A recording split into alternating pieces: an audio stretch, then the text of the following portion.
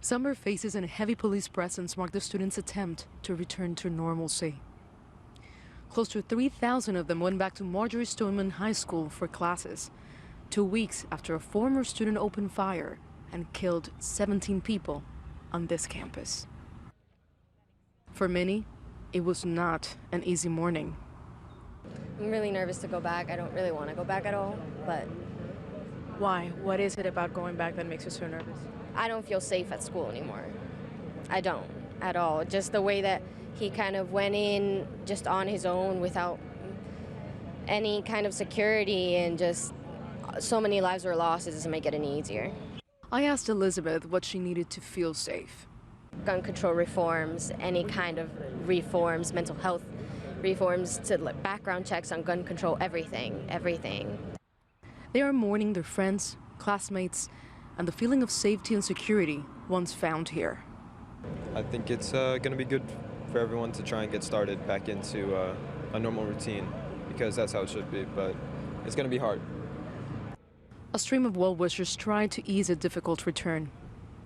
You can see the pain on a lot of their faces, but when you hand a kid a flower, it immediately brings a smile. And some of them, you know, I would hand a flower and say, "You got to give me a smile for a flower," and immediately they would break into a smile. And so that's mission accomplished. You know, that's just making their first day back to school just a little easier, and that's what we wanted to do. Hundreds of off-duty police officers from here in Florida and as far away as New York City came to show their support. This first day back was about healing, no need for backpacks. Additional grief counselors were on site, even therapy dogs. Most of the kids we met say they won't let this tragedy define them. I mean, we have to go back strong, but obviously it's still a little bit fresh. But we have to try and keep going and move on.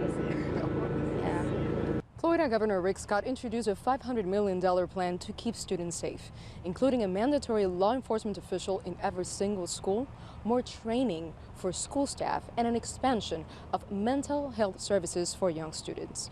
But this is a local initiative. These students are taking their gunfight national with a proposed plan next month in Washington, D.C.